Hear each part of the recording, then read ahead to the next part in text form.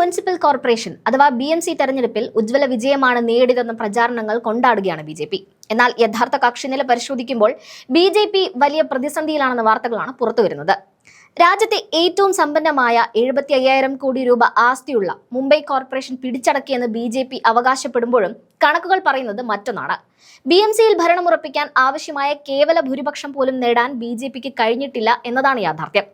തിരുവനന്തപുരത്ത് ഒരു സ്വതന്ത്രന്റെ പിന്തുണയോടെ ഭരണം പിടിച്ചെടുത്ത മാതൃകയിൽ മുംബൈയിലും ഭരണം പിടിക്കാമെന്നാണ് BJP കണക്കുകൂട്ടിയിരുന്നത്. പക്ഷേ മുംബൈയിൽ ഇത്തവണ കാര്യങ്ങൾ അത്ര എളുപ്പമാകാൻ സാധ്യതയില്ല. ആകെ 227 സീറ്റുകളുള്ള BMCയിൽ കേവല ഭൂരിപക്ഷത്തിന് 114 സീറ്റുകളാണ് വേണ്ടത്. എന്നാൽ BJPക്ക് ഒറ്റയ്ക്ക് ലഭിച്ചത് 88 സീറ്റുകൾ മാത്രമാണ്. ഇവിടെയാണ് ഏക്നാഥ് ഷിൻഡെയുടെ 28 സീറ്റുകൾ BJPക്ക് ജീവവായുവായി മാറുന്നത്. എന്നാൽ ഈ പിന്തുണ അത്ര എളുപ്പത്തിൽ BJPക്ക് ലഭിക്കില്ലെന്നാണ് ലഭിക്കുന്ന വിവരങ്ങൾ. കഴിഞ്ഞ നിയമസഭാ തെരഞ്ഞെടുപ്പിൽ ഏക്നാഥ് ഷിൻഡെയുടെ നേതൃത്വത്തിൽ ഭരണം പിടിച്ചെടുത്ത ശേഷം അദ്ദേഹത്തെ പടിയിറക്കി ദേവേന്ദ്ര ഫട്നാവിസിനെ മുഖ്യമന്ത്രിയാക്കിയ BJP നടപടിയിൽ ഷിൻഡെയ്ക്ക് കടുത്ത അമർഷമുണ്ട്.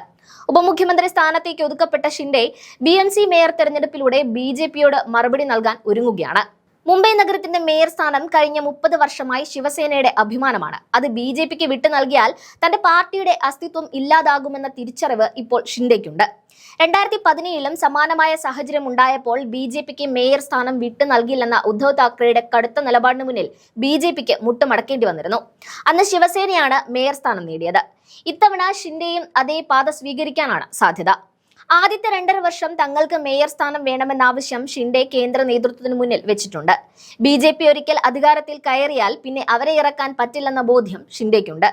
മുംബൈ നഗരത്തിന്റെ നിയന്ത്രണം ഗുജറാത്ത് കേന്ദ്രീകരിച്ചുള്ള നേതൃത്വത്തിന്റെ കയ്യിലെത്തുന്നത് മറാഠ വികാരത്തെ മുറിപ്പെടുത്തുമെന്ന വാദം ശിവസേന ഉയർത്തുന്നുണ്ട്. മഹാരാഷ്ട്രക്കാർക്കുള്ളതാണ് മുംബൈ എന്ന ശിവസേനയുടെ മുദ്രാവാക്യം ഇവിടെ വീണ്ടും ചർച്ചയാവുകയാണ്. അതേസമയം ഉദ്ധവ് താക്കറെയുടെ ശിവസേന തകർന്നടിഞ്ഞുവെന്ന് പ്രചരിപ്പിച്ചവർക്ക് മറുപടിയുമായി 66 സീറ്റുകൾ നേടി ഉദ്ധവ് വിഭാഗം തങ്ങളുടെ കരുത്ത് തെളിയിച്ചിട്ടുണ്ട്. അധികാരവും പണവും അന്വേഷണ ഏജൻസികളുടെ ഭീഷണിയും ഒന്നുമില്ലാതെയാണ് ഉദ്ധവ് താക്കറെ ഈ നേട്ടം കൈവരിച്ചത്. BJPയേക്കാൾ വെറും 22 സീറ്റുകൾ മാത്രമാണ് ഉദ്ധവ് പക്ഷത്തിന് കുറവുള്ളത് എന്നത് ശ്രദ്ധേയമാണ്.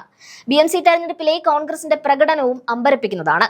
ഒരു സാഹചര്യവും ഇല്ലാതിരുന്നിട്ടും 24 സീറ്റുകൾ നേടി കോൺഗ്രസ് നില മെച്ചപ്പെടുത്തി. ഷിൻഡെ വിഭാഗത്തെക്കാൾ വെറും 4 സീറ്റുകൾ മാത്രമാണ് കോൺഗ്രസിന് കുറവുള്ളത്.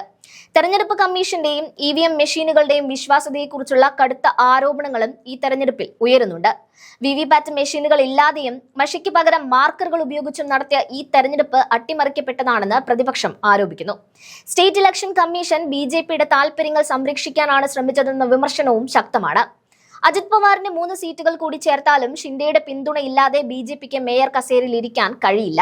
ഷിൻഡെ വഴങ്ങിയില്ലെങ്കിൽ BMCയിൽ BJPക്ക് വലിയ രാഷ്ട്രീയ തിരിച്ചടിയാകും നേരിടേണ്ടി വരിക. BJPയുടെ അമിത ആത്മവിശ്വാസം മുംബൈയിൽ വിലപോകില്ലെന്നാണ് ഇപ്പോഴത്തെ സാഹചര്യങ്ങൾ സൂചിപ്പിക്കുന്നത്. ഇതിനിടയിലാണ് ഏക്നാഥ് ഷിൻഡെ കോൺഗ്രസുമായി ചർച്ചകൾ നടത്തുന്നുണ്ടെന്ന വാർത്തകളും പുറത്തുവരുന്നത്. മേയർ സ്ഥാനത്തിനായി ഷിൻഡെ വിഭാഗം കോൺഗ്രസുമായി രഹസ്യ ചർച്ചകൾ നടത്തുന്നു എന്നാണ് റിപ്പോർട്ടുകൾ സൂചിപ്പിക്കുന്നത്. BJPയെ ഭരണത്തിൽ നിന്നും അകറ്റി നിർത്താൻ കോൺഗ്രസുമായി കൈകോർക്കുന്നതിനെ കുറിച്ചുള്ള ചർച്ചകളാണ് ഇപ്പോൾ പുരോഗമിക്കുന്നത്.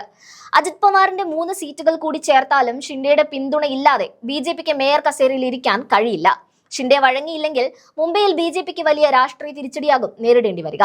വരും ദിവസങ്ങളിൽ മുംബൈയിൽ അരങ്ങേറാൻ പോകുന്ന രാഷ്ട്രീയ നീക്കങ്ങൾ അത്യന്തം നാടകീയമായിരിക്കുമെന്ന് ഉറപ്പാണ്.